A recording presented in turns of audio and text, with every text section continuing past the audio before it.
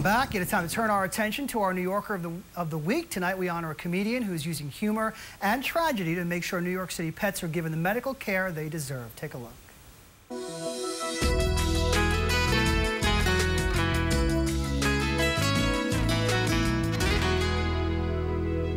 Harris Bloom makes people laugh.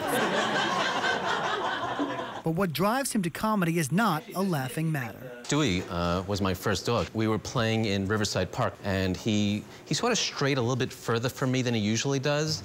And I remember getting a little concerned when I yelled at him again to come. He bolted. And by the time I got up to the Riverside Drive, he was in the middle of the street. He was hit by a car. Stewie died from his injuries. When Harris was ready to own another dog, he experienced the city's animal shelter system for the first time.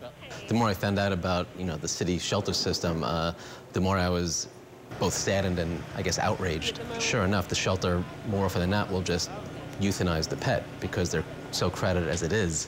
They're not going to spend the money to vet the animal if they're just going to, have no room for it or have it sit in a cage. Motivated by the needs of these animals seeking homes, Harris decided to help. In 2010, he founded Stewie to the rescue. Using his love of stand-up comedy, Harris raises money to help low-income pet owners pay for medical care. I call him the Jon Stewart of animal politics. He highlights the insanity of the system, and he gets people's attention. The money raised goes toward affordable animal care, like this mobile pet van that travels through the 5 boroughs. Harris's support has enabled us to basically not pass an animal by for lack of funding. Well, we see about 30 to 40 people per day. We do everything on the truck. It's a full service: digital x-rays, echocardiograms, ultrasounds, orthopedic surgeries. To me, his family, going to a regular vet, sometimes it's just cost prohibitive, which is why a lot of people just dump them at the shelter. Here, at least with the vet van, it's affordable, it's cost effective for us. And so, for using his sense of humor to provide a healthy future for animals, Harris Bloom is our New Yorker of the Week. And joining me now in the studio is Harris Bloom, our New Yorker of the Week. Thank you so much for coming in. Oh, thanks for having me. So how much money have you raised doing this? Is there a dollar amount, or is it just a matter of getting out there and giving your time and spreading the word? Well, part of it's spreading the word and everything, but I mean, for my own organization, we've only been around for a couple of years. I've raised maybe $20,000, $25,000, $30,000 for myself, as well as for other organizations about the same. And I also do comedy shows around the tri-state area for other organizations where I've raised 6 figures. Wow. So tell us more about that first experience for you entering the animal shelter. It was depressing. It was depressing. It's a pretty dismal shelter, quite frankly. And I went there to foster a dog, which I got from Dakota Love Rescue. It was about to be euthanized. And the dog was supposed to be a senior dog that was very calm, and as it turns out, the behavior rating was totally off. This dog was a maniac. Of course, I wasn't going to let this dog be euthanized, so my wife and I did foster the dog, and eventually we became what's called failed fosters and adopted the dog. So what sparked the outrage and the decision to do something about what you saw?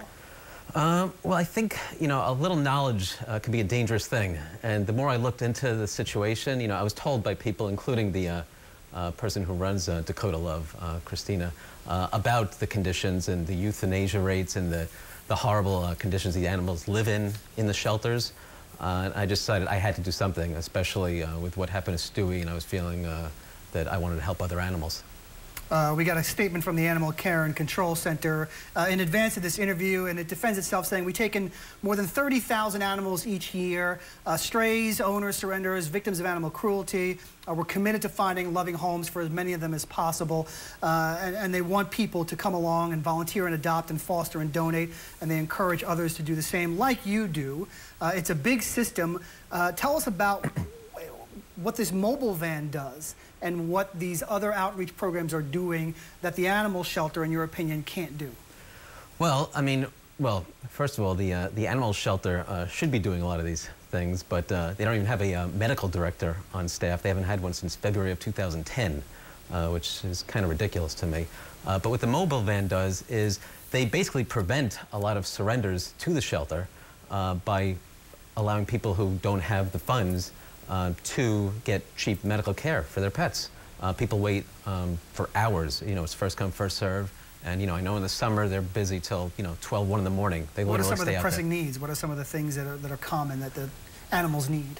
A lot of it is just shots, or it could be, illnesses like giardia, various dog ailments. A lot of animals, they'll swallow something. Cats will swallow items, and it gets caught. And, they're not going to the bathroom, or they're not eating. And they might need surgery and stuff. And, a lot of people just can't afford it these days. Somebody in the piece said that you're like their family member. What sort of reaction do you get from people who are benefiting from your generosity? We get obviously very positive feedback. A lot of people, like I said, they won't be able to afford medical care, and they would have to surrender their pet to the shelter, which oftentimes they'd be euthanized. So we think we're kind of a special rescue in that we're not only helping the animal, but we are helping, obviously, the people who own the animals. You tell jokes. There doesn't appear to be any humor in mistreated or sick animals. How do you reconcile that as a professional with a big heart? Well, I don't tell jokes about the sick animals. Okay. Well, that's the good thing. I keep that out of my act. But I do, there's still humor, obviously, in anything, whether it be animals, children. I have a child, too, so I tell a lot of jokes about that, too. But there's always humor to be had in most situations. Harris Bloom, thanks for doing what you're doing, and thanks for being our New Yorker of the Week this week. Thank you very much. If you'd like to help out, you can go online to stewieToTheRescue.org. And as always, if you know someone who would make a good New Yorker of the Week, email us at nyer@ny1.com or send us a letter. Address it to New York 1 News, New Yorker of the Week. We're at 75 9th Avenue on the 6th floor, New York, New York 10011. I'm John Schimmel. We're off Monday for Martin Luther King Jr. Day. I'll talk with you Tuesday.